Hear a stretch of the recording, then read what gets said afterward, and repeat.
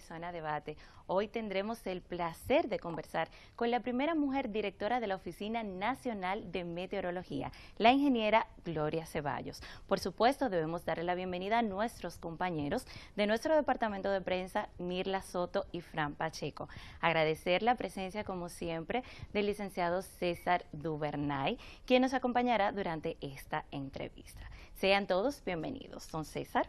Caramba, Hola. Un gran honor de verdad tener el privilegio de compartir este espacio de conversación con Gloria Ceballos, quien como perfectamente habías manifestado, no solamente es la primera dama que ocupa la dirección de la Oficina Nacional de Meteorología, sino que compila una gran experiencia en cuanto a lo que es el manejo de eventos que ha tenido que enfrentar el país. Y siento que lo más importante a manera de contextualizar esta conversación, ingeniera, es que usted nos explique hasta dónde llegan las competencias, cuáles son los puntos en los cuales se diferencia la Oficina Nacional de Meteorología con otras instituciones vinculadas a asuntos de emergencias, de desastre, y desde el punto de vista jerárquico, desde el punto de vista operativo, dónde llega, hasta dónde puede llegar la Oficina Nacional de Meteorología, cuándo se activa o si tiene algún tipo de plataforma de acción autónoma y no necesariamente esperando que algo la pueda, digamos que, poner en funcionamiento. Muy complacida de estar con ustedes aquí en esta zona de debate. A mí me satisface hablar de estos temas de la institución, dar a conocer cómo nos manejamos, qué hacemos. Y con relación a esa pregunta de hasta dónde llegamos, cuándo comenzamos, es importante señalar que la Oficina Nacional de Meteorología es el organismo técnico-científico responsable de informar al gobierno central sobre cualquier evento hidrometeorológico que amenace al territorio nacional. Entonces, ante esa situación, los eventos hidrometeorológicos, o sea, los eventos que tienen que ver con la atmósfera, no tienen momento para ocurrir. No pensamos que hay una época en que sí se presentan y otra en que no se presentan, sino que la Oficina Nacional de Meteorología debe trabajar las 24 horas del día como un guardián, o sea, observando lo que tiene que ver con esas transformaciones que se dan en la atmósfera que luego generan los fenómenos meteorológicos. Entonces, ¿por qué también tenemos esa gran responsabilidad?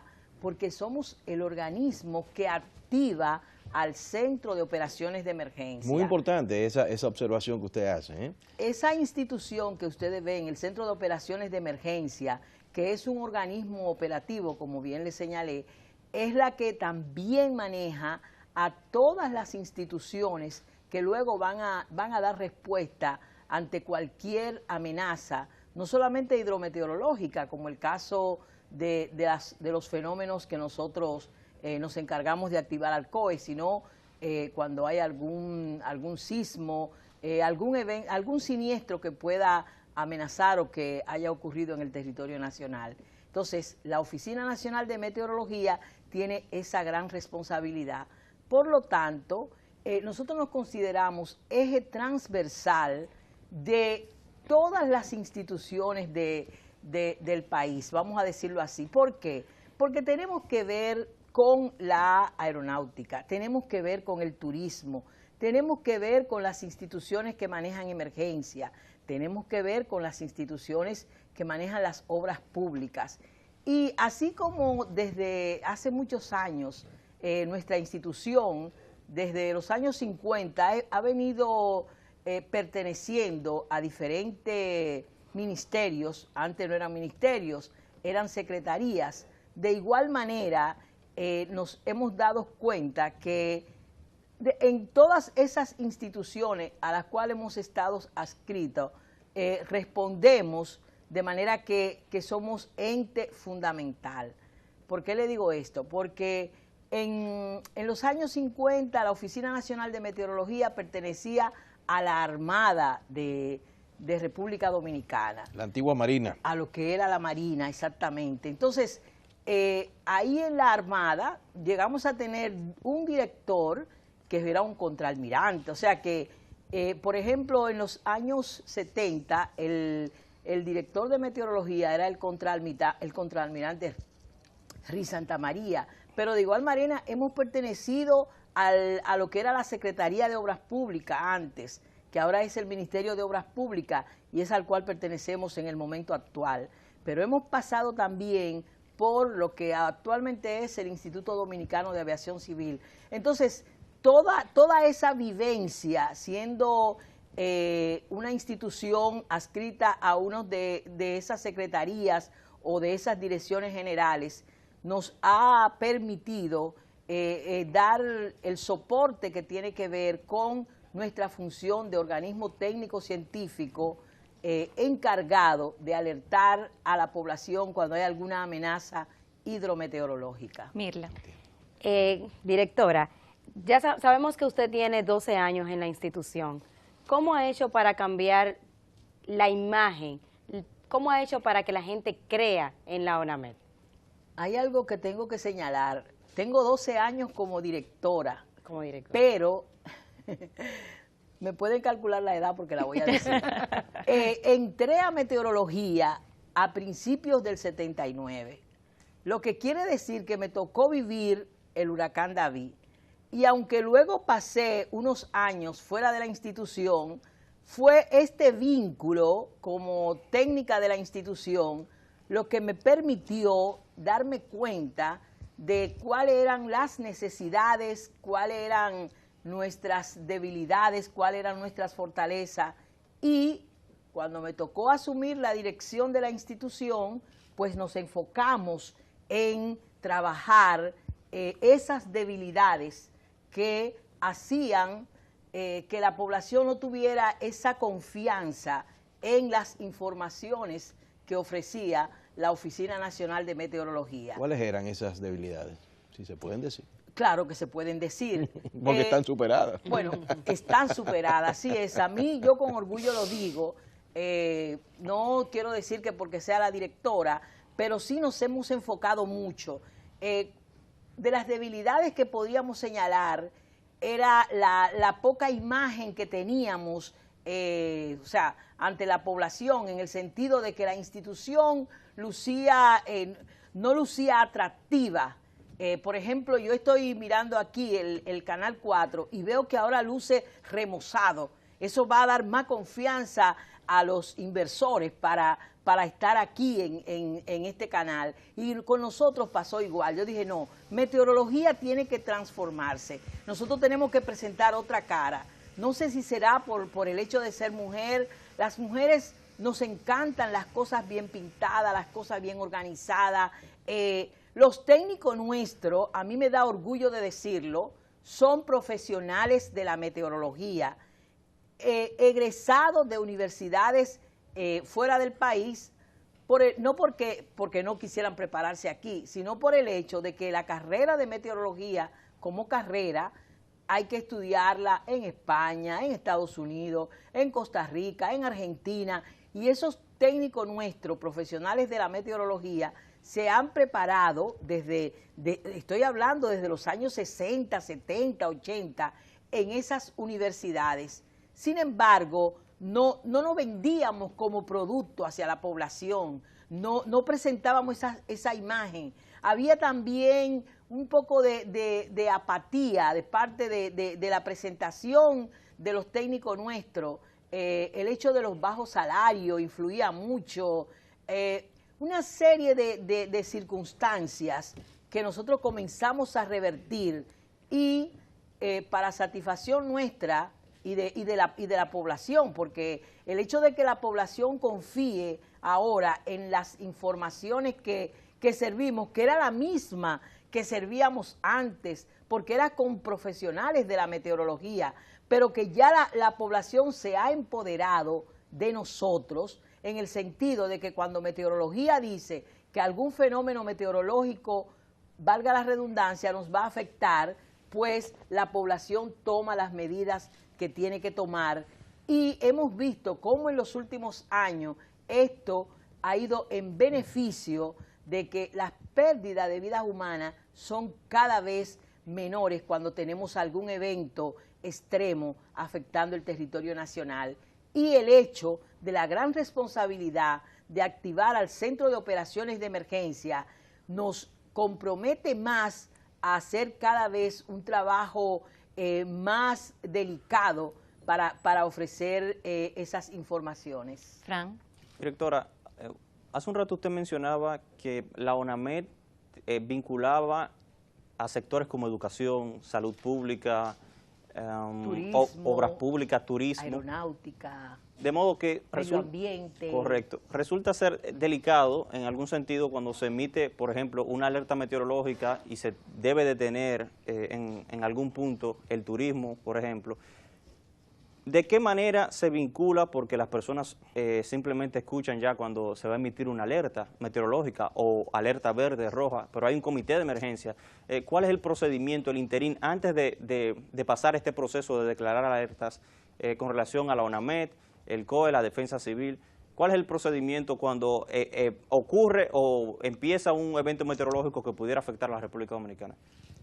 Fíjate, Fran, algo que nos ha ayudado bastante en los últimos años y que nosotros queremos resaltar aquí es el vínculo que hay entre las instituciones que manejan emergencia y la Oficina Nacional de Meteorología. O sea, antes, 10 años atrás, tenemos el caso de Noel. Siempre lo menciono porque hay un antes y un después. Entonces, las instituciones no nos manejábamos con esa integración y ocurrían situaciones, como tú dices, pero que los colores, que uno dice en alerta verde, que otro dice en alerta roja, que alerta amarilla, que si es un aviso, bueno, nosotros pusimos claro, reuniéndonos en una mesa de trabajo, todas las instituciones que manejan emergencia y coordinado por el Centro de Operaciones de Emergencia, hacer un protocolo. En ese protocolo se define cuál es la función, cuál es el rol de cada una de las instituciones. Y en el caso nuestro, cuando se trata, fíjate que cuando se trata de un evento sísmico, el Instituto Sismológico Universitario es el que tiene la voz, vamos a decir así, para activar al Centro de Operaciones de Emergencia. Pero cuando se trata de una tormenta, de una vaguada, de una onda tropical, de algún fenómeno que vaya a generar acumulados de lluvia que podrían ocasionar inundaciones o alguna perturbación en el territorio nacional, inmediatamente la ONAMED informa al Centro de Operaciones de Emergencia. Aparte que durante todo el día nos mantenemos emitiéndole a ellos unos boletines especiales, no solo los que salen al público, si ya no hay otros que son para el Centro de Operaciones de Emergencia. Entonces, inmediatamente el Centro de Operaciones de Emergencia, si en ese boletín nosotros le explicamos que hay, por ejemplo, como en estos días, que ha habido una vaguada, que ha estado provocando acumulados de lluvia importante, pues basado en esa información que nosotros le hemos servido, de que tales localidades pueden ser afectadas por inundaciones, sean inundaciones urbanas o sea deslizamientos de tierra, alguna situación de esa naturaleza, inmediatamente el Centro de Operaciones de Emergencia dice, el Centro de Operaciones de Emergencia emite las siguientes alertas, alerta verde para esta, alerta roja para esta, o no están en alerta algunas provincias, pero eso lo hace el Centro de Operaciones de Emergencia. Antes las instituciones se solapaban y por eso cometíamos errores, porque todos queríamos tener protagonismo y solapábamos lo que le correspondía a otra. Entonces la población decía, ¿a quién le creo? Por ejemplo, a UNAMED, al COE, a la Defensa Civil. No, no, no. Ahora están definidos los roles y cada quien hace la parte que le corresponde y deja que la parte del otro él la desarrolle, y entonces hemos visto los buenos resultados que se han tenido en los últimos años ante eventos hidrometeorológicos que han afectado el territorio nacional. Ingeniera, aprovechando justamente que usted ha mencionado la situación atmosférica en la que nos encontramos en estos días, ha sido una temporada muy activa. Normalmente se anuncian unas 10, 11 o 12, pero se anunciaron 16 al inicio de la temporada ciclónica. Nuestro periodo crítico de agosto a septiembre ha pasado, pero ¿estamos realmente fuera de peligro? ¿Está la población realmente pensando, mira, ya yo puedo estar tranquilo, yo puedo volver a mi casa, o tenemos que seguir pendientes de las informaciones que ustedes han estado suministrándonos? Muy buena pregunta, o sea, todas son importantes, pero es importante eso con relación a que la gente piensa, el periodo crítico ya pasó, tuvimos agosto y septiembre, vimos lo que ocurrió, los fenómenos importantes que se formaron, cómo fuimos afectados, ya pasó el peligro. No ha pasado el peligro. ¿Por qué te digo no ha pasado el peligro? Octubre, pensemos en Noel. ¿Cuándo ocurrió Noel? 28 de octubre del 2007. ¿Cuándo ocurrió Olga? 9 de diciembre del 2007. Entonces, eso significa que, y como tú bien señalabas, hemos tenido una temporada ciclónica muy activa. No podemos decir que porque ya se formaron 16 tormentas nombradas, ya pasó Ofelia, ya terminó. No, no, no. Esos son pronósticos que se hacen basados en cómo está al principio de la temporada ciclónica, qué situación tenemos. Pero, por ejemplo, en el caso de esta temporada ciclónica, que hemos visto cómo el océano Atlántico se ha mantenido con una temperatura por encima de 29 grados centígrados, cuando la condición es para que se formen los ciclones tropicales, que esté por encima de 26.5. Y es importante recordar cómo en estos mismos días que se formó el huracán Ofelia y fue a parar a las Islas Británicas. Y Irlanda está recibiendo condiciones de huracán, algo extraordinario para ellos. Entonces, ante esa situación, y vamos ya a entrar en materia, estamos observando cómo esos eventos son cada vez más extremos. O sea, y más extraños, con unos comportamientos, como bien usted explica. Atípicos, ¿Quién atípicos. se podía imaginar que tan al norte podían ir a recibir un ciclón tropical? Claro. Pero no solamente eso, pudo haber sido una tormenta que llegara ya con categoría de tormenta, pero llegó como un huracán categoría 3.